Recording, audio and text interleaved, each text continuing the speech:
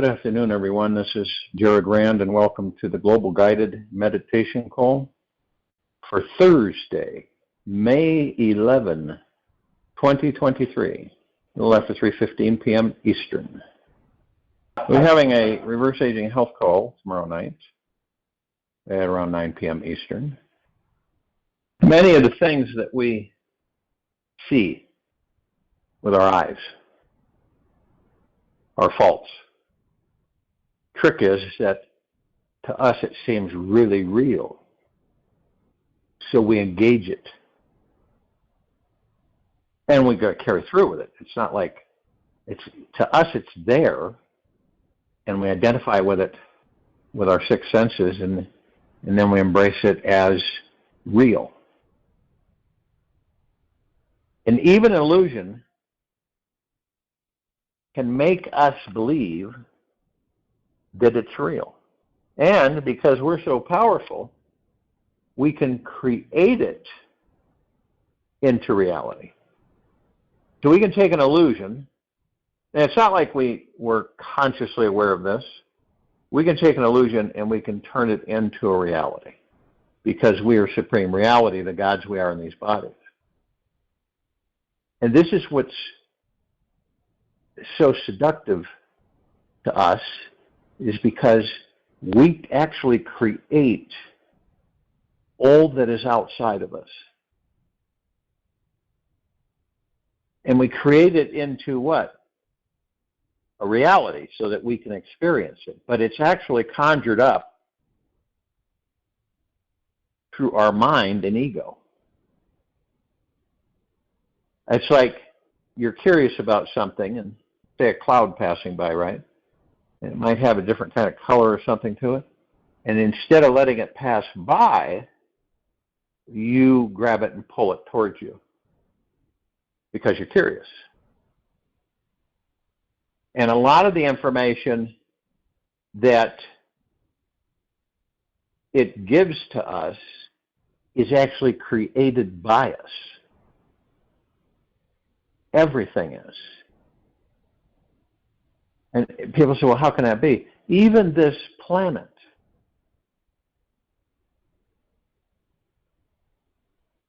So it's like, you mean I can touch it? I'm touching and feeling this. And you're telling me it's an illusion. Yeah. Now, if any of you remember the Matrix trilogy, right? Where they were brought in, some of the ones that had escaped, and brought in and repurposed, plugged back in. And in their minds, they were eating a medium rare steak in a nice restaurant, and they had a great job, and they had a lot of money. And it was all an illusion, but they lived it. They experienced it. But it was in their minds. And the mind is an illusion. And the ego is created by the mind to assist it, is also an illusion. Now it gets quite tricky for us because we get so acclimated to out there, and it doesn't matter how many lifetimes, 5,000, 10,000, 15, 20,000, but we continue to create every step of the way, and we aren't aware of it. Isn't that amazing? So we begin to believe that something else has created that out there.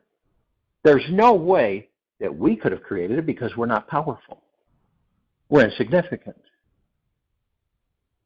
We're guilt-ridden. And so you go, wow, okay, who created that? Who created the trees and all the fauna and everything and the animals and the atmosphere? Who created all that?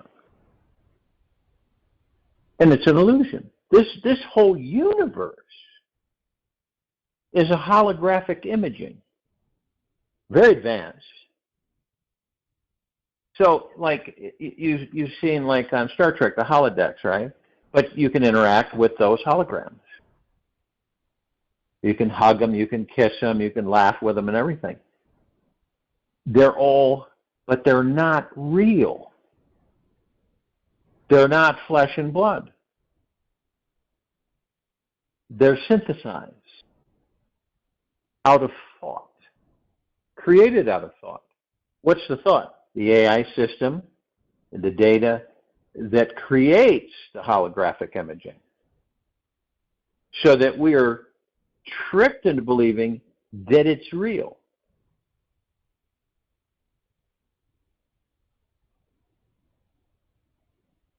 Now, when you look at outside here, and you're watching this, or you're listening to that, or interpreting, trying to interpret things and decipher, right, to make sense, because so much of it doesn't make any sense.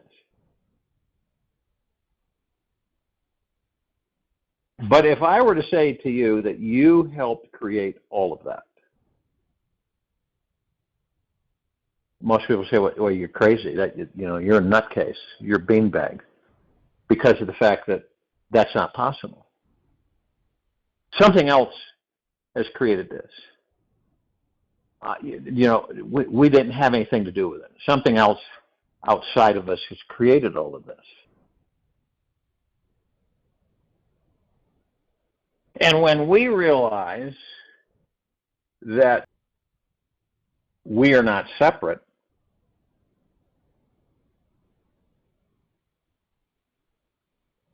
that we're one, it starts to make more sense for us.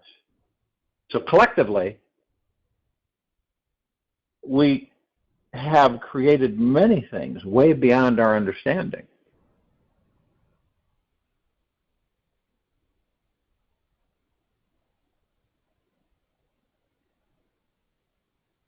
And so if this universe is a holographic imaging, right? Who created it? What created it? And believe it or not, it can be literally the portal of entry into this universe could be the size of the head of a pin.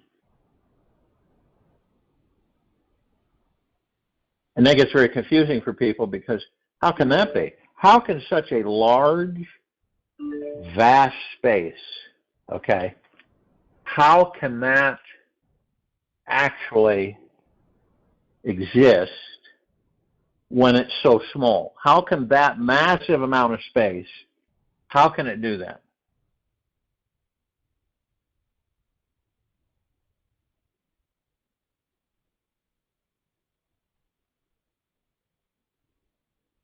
Well, nobody really has any answers for that. But there are galaxies and universes and systems that are, you would never in a million years believe where they're at.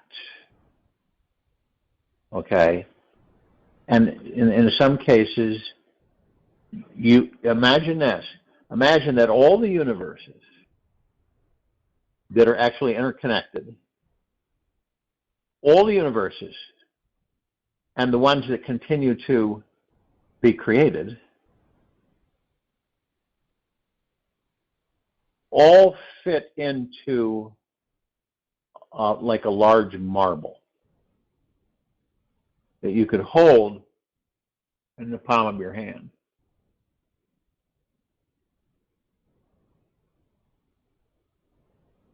Now just picture that for a moment. Now, when you look at the universe, or you look up at the sky, right? And you look at, you see your body, and then you look up there and you see all the stars, and you say to yourself that you're small. You feel small, insignificant, because you seem to be so small compared to everything up there. That's the illusion. And you're omnipotently powerful. And you don't believe that. You don't believe it. Because of what you see. Not because of what you feel. It's because of what you see. And most of us throughout the ages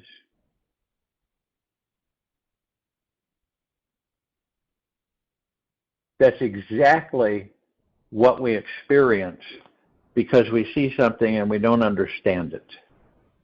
If we were given the real construct of it, because the mind's too small, cannot comprehend that. Heart mind different. It can. The God that you are, which is part of all of it. So you understand that you are the universe. The God that you are is the universe. And the universe is you. Intertwined. And how is that? It's like an ocean. You're the drop of that ocean. You hold the essence of that ocean. So the ocean is you and you are the ocean. Even though you're a drop, you hold the power of the ocean with that drop. It's no different than when you understand that 1 cubic meter of just space has enough power in it to boil the oceans, all the oceans of this planet. And you look at that and you say, how can that be? How can a cubic meter have the power? To me, it just looks like space or just emptiness. How does it have the power to boil all the oceans on this planet? How do you, the God, have the power to create universes?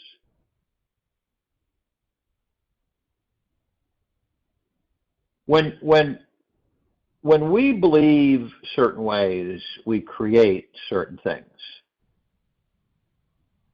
So if you believe you're small and powerless, you are small and powerless. But when you can move yourself outside of it and look down upon it, it will seem small to you. It won't be overwhelming. It will seem and appear to be small. There was an old cartoon. Maybe some of you remember it. Started out in black and white. It was called Mighty Mouse. And his little tiny mouse, animation mouse, was super strong, super powerful. Could move buildings, all kinds of stuff. Now, that kind of depiction, in one way, describes you. Okay? It describes the God that you are in that body. Now, with the majority of us being fooled, tricked, into believing that we are powerless, that we are insignificant, that we're guilt-ridden, that we're stressed, anxiety-filled, blind civilization. And all we're concerned about is bombing and destroying and killing and all of that. But that is not true. But those who believe that become that. Period. And now imagine if you believed right now, right in this very moment, that all of this stuff going on outside, on this planet, at this time, was all an illusion. But yet, when we believe, we create. We can take an illusion and we can turn it into a reality. And then we can experience it. Now, how many of us know this with clarity is unknown. Not many. So we experience. And that's what we're doing. We're experiencing all this. All the different angles, all the different approaches, we're literally experiencing it all.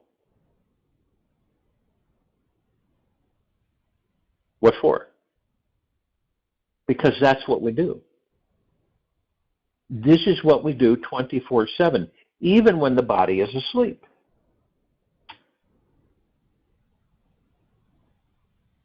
Isn't it absolutely amazing that we are that powerful, that we can do what we do, and we don't know that we are that powerful to do what we do?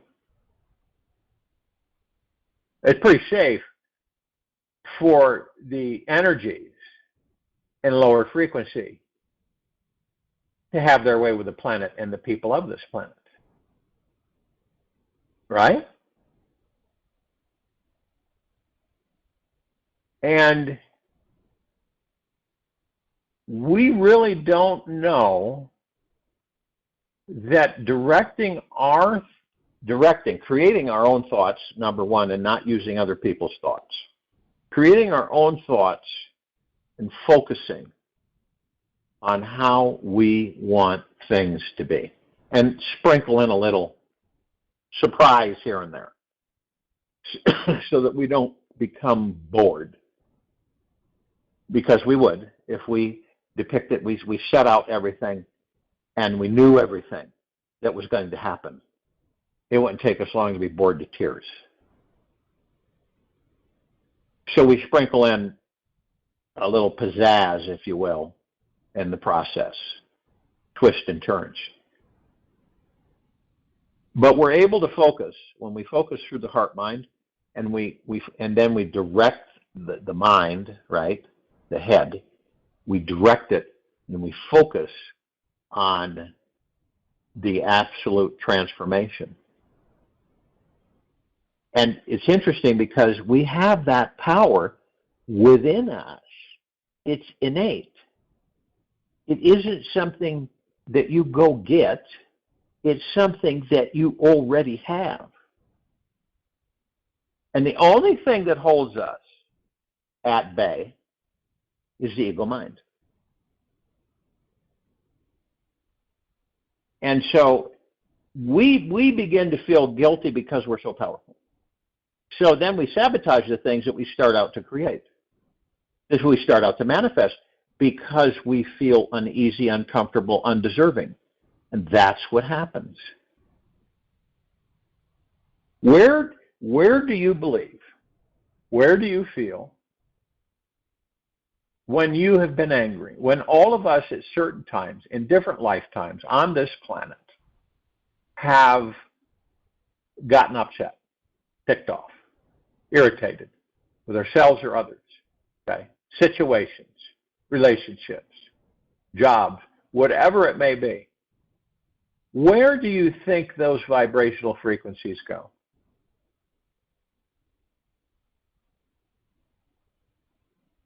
Where? They don't go out in outer space. They stay here and they create. Isn't that wild? And so if you get enough lower frequencies and enough people that are ticked off about so many different things, what do you think is going to happen? Those lower dark matter, because they're dark matter frequencies, the low frequencies, they create. We create the very things that we fear. And then a lot of us don't know how to walk through that. So it disappears. Doesn't it make sense that you create something, you have the power to create it, don't you have the power to dispel it? Yes. Emphatically so. You have the power to dispel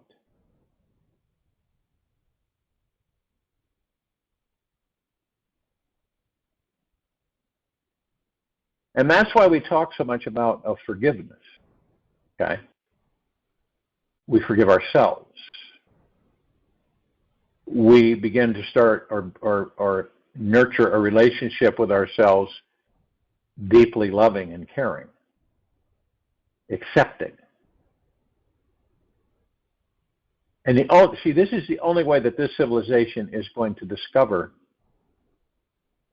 how powerful it is, what it can do. It isn't going to constantly being trapped in the material physical world.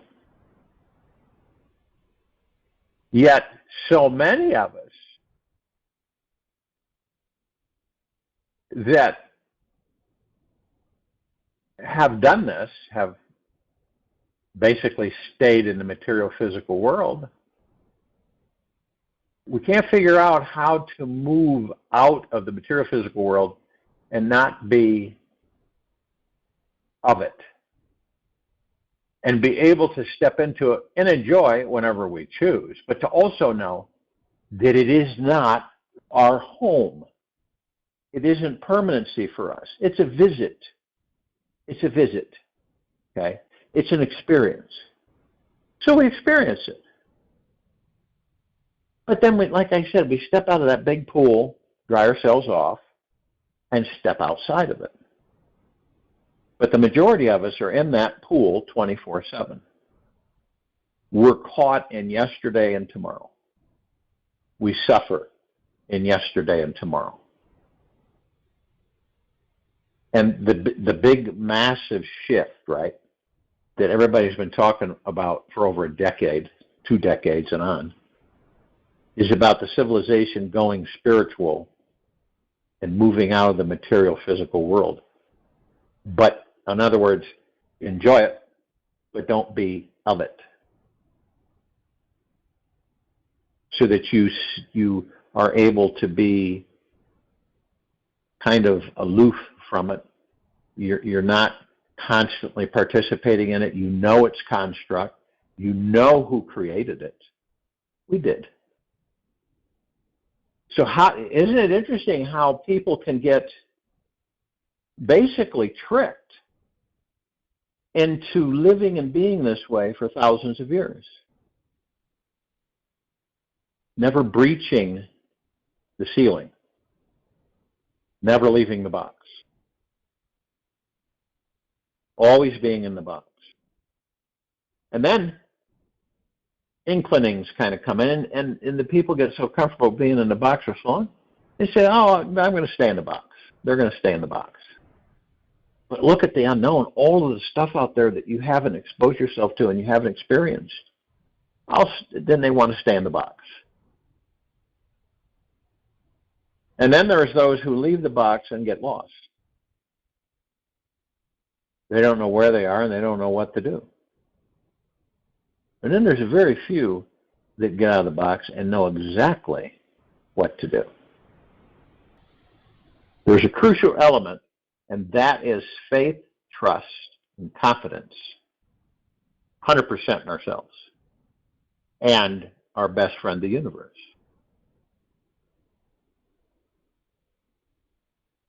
Which means, now, we're manifesting 24/7 all the time. And most of us don't even know it. We don't even have a clue about it. But some do. And the ones that do realize that they're very careful on what they focus on. Right? It's easy to focus on the bad or the putrid, which we're all seeing, this craziness, okay?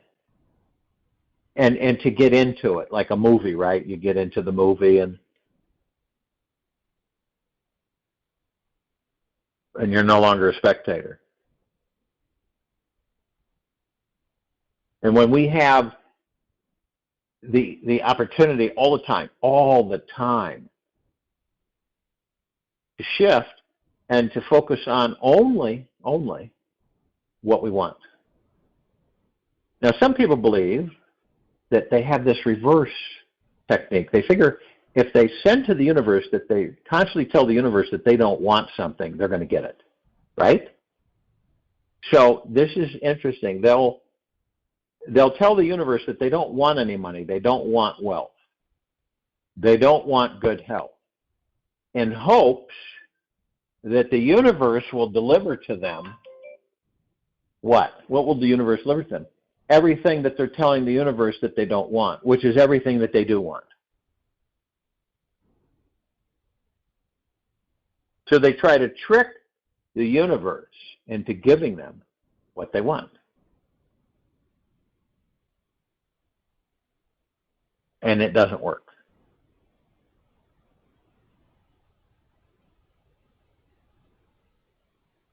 So then they get frustrated because they don't believe if they focus on something they want that they're ever going to get it anyway, because they don't have any faith, trust,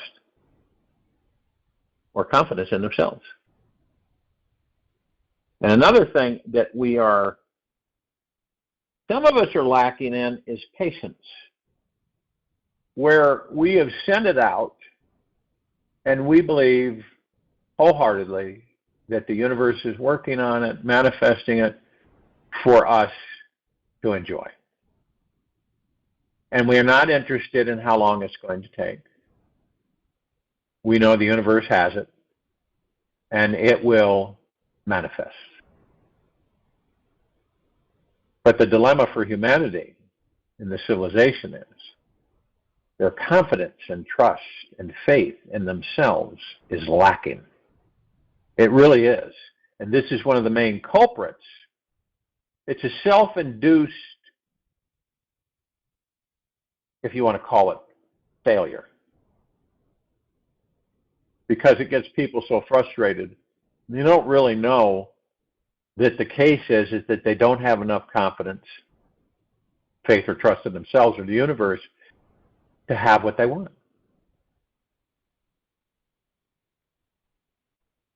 So then they get more angry and they get more frustrated. And their frequencies are erratic. You know, they might be in the doldrums for 2-3 days, a week, a month, and they're feeding everything with those low frequencies. They're, them, everybody around them, it's like never ending. So, and doesn't it seem super simple? I mean, really, doesn't it? It doesn't seem complicated. It seems super simple. But we do have a tendency to complicate things. We all know that. Not a secret. And it's up to us. It isn't up to anybody else. It isn't seeking approval, and having someone give you the okay to go ahead. It is you recognizing your true power as the God you are within that body, and then shifting into high frequencies like love, kindness, peace, gentleness, generosity, humbleness, and staying there, going within, and staying within. That's the ultimate part of our journey, is to discover this. That's why do you think so many of us have thousands of lifetimes? Because we haven't discovered it. Now, what happens when you do discover it? And you do, in this lifetime, fully understand who and what you are. You understand what the ego mind is. You understand what the subconscious mind is. And you have total faith and confidence and trust in yourself to manifest anything you desire. And it gets to the point where it's right before your eyes. It's not long. It doesn't take a long time for you to manifest. And we have so many opportunities on a daily basis to focus on what we want and have it.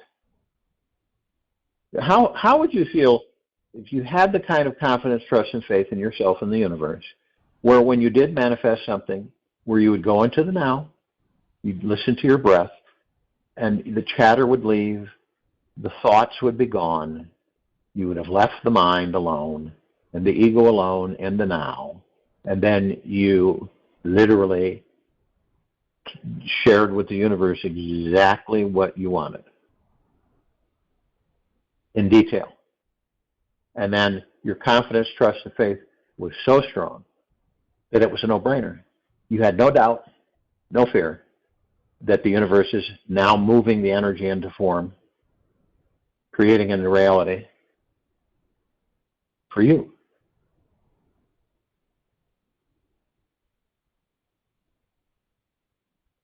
And we have that. And we've all had it forever, because it's part of the God that we are. Well, what do you believe would happen on this planet when the majority of the civilization got it? They got it. The light bulb came on. They got it, all of it. In less than minutes, this planet would be forever changed.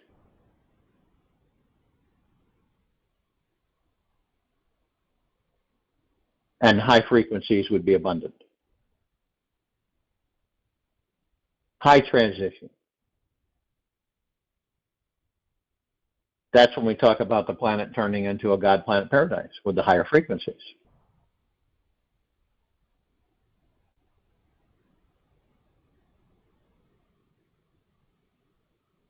And here, imagine this. Say that you have a project, right? You have something that you want to have money to support that project. Now, you have no idea where you're going to get it. You have not a clue. And so the only thing that you can think about is what? Manifesting. Now, what happens in that process? Well, the majority of people don't have the confidence, the trust, or the faith in themselves or the universe. So it fails. Doesn't get anywhere. So then they say, it's all crap. It doesn't work, and that's just all made-up stuff. And then there's somebody that comes along and believes the opposite of that. And they end up manifesting the money. More than they'll ever need for their project, or whatever it is, to help the civilization of the planet grow and prosper. So, when we are so conditioned to so many things because of other people's thoughts, that's one of the biggies right there. Not our thoughts, but other people's thoughts. And more people are beginning to understand that. Now, it's not a negative. Okay? Not getting upset with those people who programmed you with their thoughts because they didn't know they were. And just forgive it all. And then say to yourself, I want to know what it's like to create a thought, my thought, and to send it to the universe. And you slowly but surely do like one at a time until you get the hang of it. And so you create your thoughts. The thoughts come from you and out into the universe. And you also know that you don't care to focus on what you don't want. It's not something that you're interested in doing. You're very interested in focusing on what you do want in this life. So see, those steps, and you get out of the habit, not that you won't dip back in what you don't want, but you eventually get out of the habit of focusing on what you don't want, and everything is focused on what you do want. And you don't add expectations. You don't expect things. You've heard people say, I never expected this to happen. Okay? Expectations. And when they didn't have expectations, it happened. Now, when it didn't, they suffered. It's the same with attachments. These are all key factors that deplete our ability to manifest what we want, whatever it may be.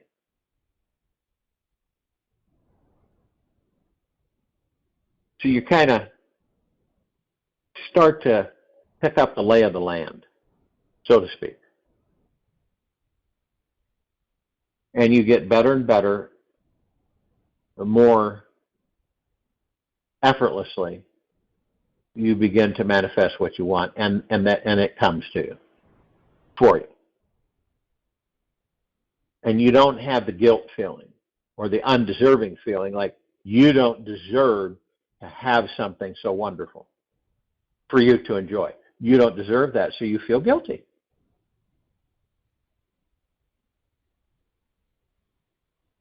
That's why people on this planet will enter a relationship, right?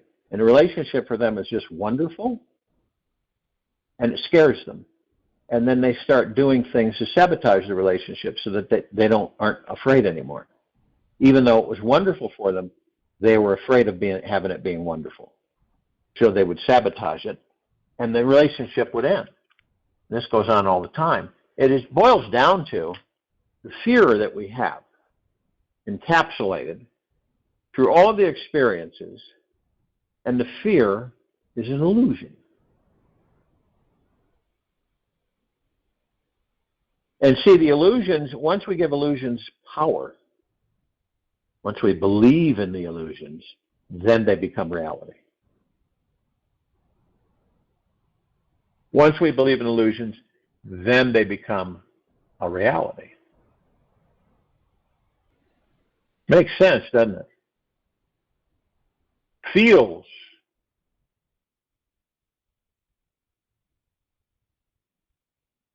And the thing that it's really interesting how it's like the moment that you start seeing life as non-serious, a playfulness, all the burden on your heart disappears. All the fear of death, of life, of love, everything disappears. So you start living with a very light weight, almost no weight. It's like you're so weightless, you feel like you can fly in the open sky.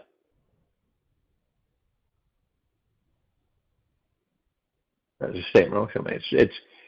It's very true. Have you ever felt light, like a feather? Not burdened, not stressed, not weighted down? How many of us are weighted down with all of this stuff that we drag with us through each lifetime? Heavy, you know what I mean? It's a heaviness.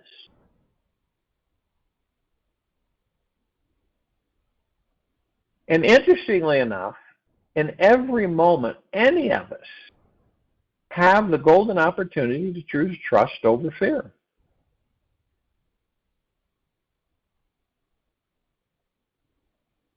And we hold on to this life as if it's our only life that we'll ever have. We grip onto it. We white knuckle it. We hold it close to us.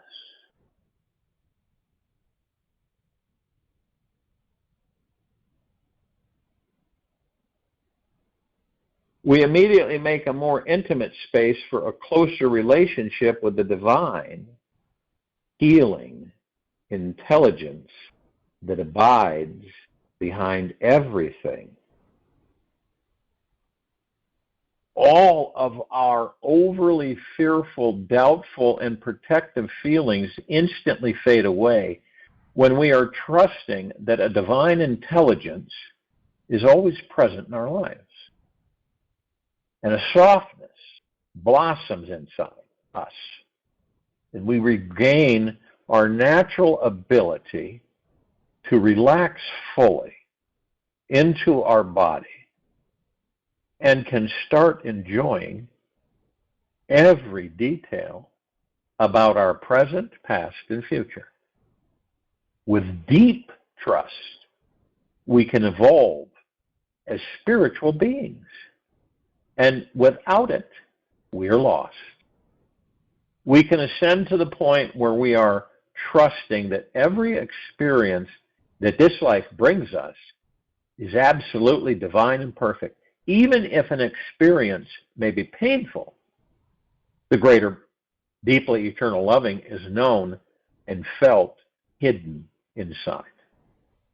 A trusting heart can quietly realize how a fear is our greatest teacher, always invoking a higher state of spiritual awareness into our future, so that we stop pretending to be these small, powerless, ego-driven beings and start living that truly amazing life we so love. I'll join you in a meditation. I'll return to close us out.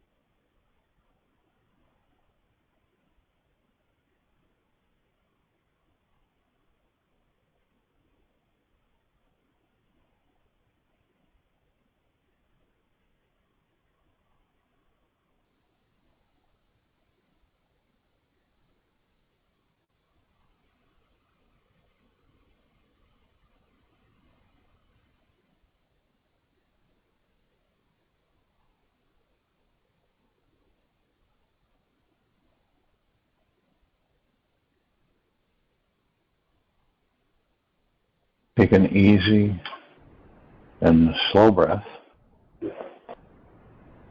in through the nose, and an easy and slow breath out of the mouth. Remain still. Your real power in this life doesn't come from money, prestige, material luxuries, or physical strength. These things can all be taken away from you. True power comes from that which is permanent. It is found by discovering that one thing that cannot change or be destroyed. So for today, focus on that one thing which does not change or die in life. It is not far away. In fact, it's closer to you than your next thought.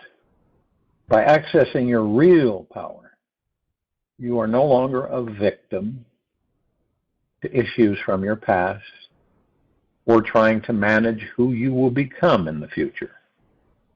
To find your real source of power, look inward to where the source of your consciousness is coming from.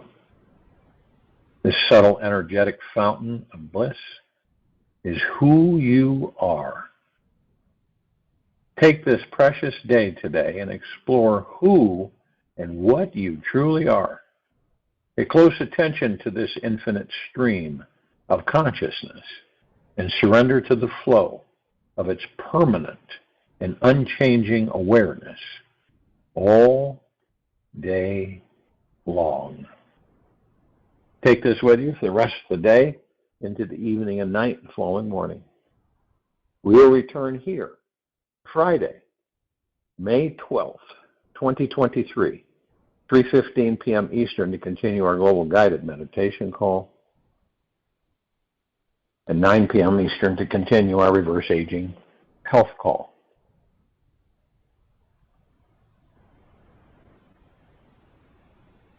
Be kind, gentle, generous, and humble with yourself at all times. Be in the highest of deepest eternal gratitude at all times. You will move more into higher frequency. You will focus on more of what you want, not what you don't want, no matter what's going on outside of you.